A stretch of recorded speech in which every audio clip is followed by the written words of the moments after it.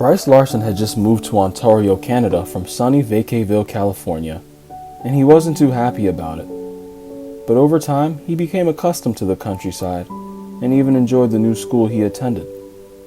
One day, after third period, Bryce was walking down the hallway with a few friends when Todd, one of his football friends, said, "Bryce, are you going to Corey's party this weekend?"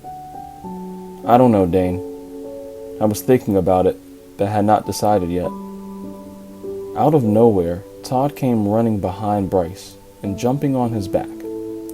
Luckily, Todd was a boy because at the speed he jumped on Bryce, the boys could have easily toppled over. "Dude, you have to come with us this weekend. This party is at the Astor Mansion, and I'm sure it's going to be wild. Did I mention no adults will be there?" Todd said, winking his left eye at Bryce. Bryce had been to too many non-adult parties. Being in high school, he figured parents just trusted their children to do the right thing. But unfortunately, it never happened. "Okay, Todd, count me in, I guess. I will give it a try, but as soon as I get bored, I'm out of there." For the rest of the week, all the kids at Highmore High School could talk about was Corey's party and how much fun it would be. A few of the girls in his class were talking about what to wear or who was going to drive, and the guys talked about the girls. Saturday morning, Dane called Bryce to ask him for a ride, since his older brother needed his car to attend a class for college. Bryce agreed, and for the rest of the day, he hung out with his dad doing chores, talking about football, and listening to his dad relive his high school days. Later that night, Bryce was getting dressed. He decided to wear black jeans, a blue polo shirt, and his blue and white Adidas. While he was doing his hair, Todd walked into the room. "Who are you trying to impress?" Todd asked, smiling at Bryce through the bathroom mirror.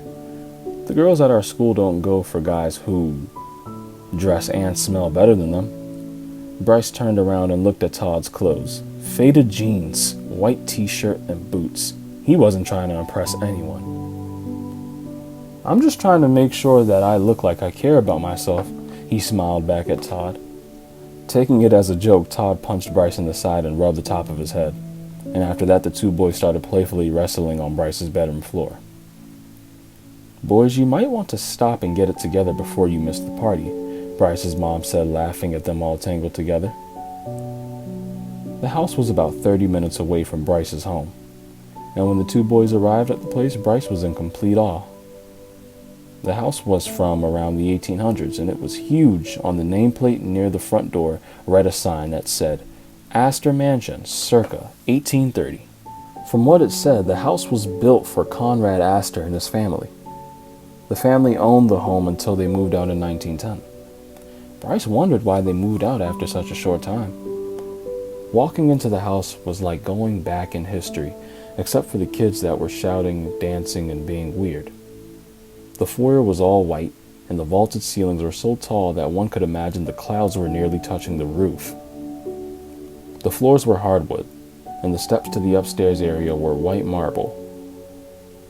Bryce was so busy looking at the way the mansion was made that he almost didn't notice Corey standing in front of him telling people that his family had owned the house for centuries, and everything in it was original, from the ceiling to the floors and the furniture and pictures that were taken care of it by the caretakers.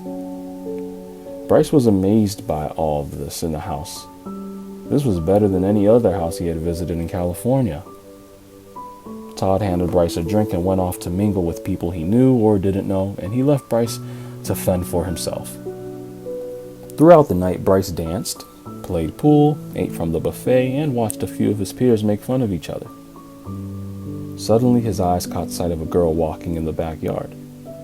For some reason, he was drawn to her. He got up and followed her out to the garden. He found her sitting on a stone bench looking out at the lake. She wore a blue dress and had her hair pinned up with curls framing her slim, pale face. "Hi, do you go to school with us or did you come with someone?" Bryce asked, sitting next to the girl. "No, I just like it here, so I come out to watch the moon reflect on the water. It's quite comforting here," the girl said in an almost whisper.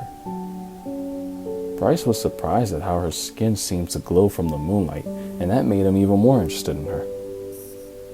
After a few minutes of silence, the girl spoke first. "My name is Bryce, and I have lived in this town for a long time. I have never seen you here before, and I have seen many people come and go over the years. I'm Bryce, and I just moved here from California because my mom and dad wanted to live in a place that was a little slower than the hustle and bustle of our town." "Do you like it here so far?" the girl asked, still looking at the lake.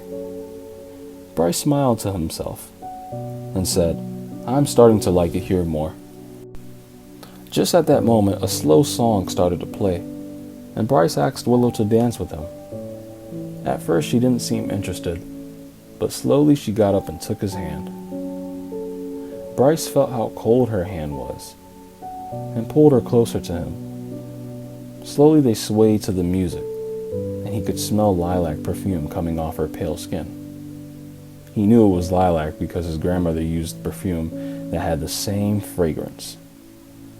After the dance was over, she told him she had to go, and that he made her night lovely. And with those words, she kissed him lightly on the cheek and walked back to the house. Bryce sat there for a while, his heart beating and smiling. He had dated other girls before, but this felt different. He wanted to make sure he saw her again. The next day after church, he decided to find her. So he went to Corey's house to get more information on the mysterious girl. "What's up, Bryce? Did you enjoy the party last night? Man, I'm still tired just from trying to keep up with everyone." Bryce patiently waited for Corey to finish talking, and he asked him about the girl from the party. But for some reason, he couldn't remember her name and tried to describe her to him. Corey couldn't help him. After all, there had been so many girls there, so it would be impossible to remember just one. After a while, Bryce gave up, and the friends decided to hang out in Corey's game room. On the way down the stairs, Bryce noticed the family picture on the wall and stopped in his tracks. Noticing how all the color drained from Bryce's face, Corey asked him if he was okay. Bryce finally was able to talk. "That's the girl from last night," Bryce yelled out. "Couldn't have been. That's my great-great-aunt. She died from influenza in 1910. She's the reason the original family moved out. Her father and her mother could not stay here without her, so it has been passed down through our family." Looking closely at the picture, he read Willow Astor and her parents, Lawrence and Jillian, 1901. Bryce decided to get a rain check on hanging out with Corey and went home.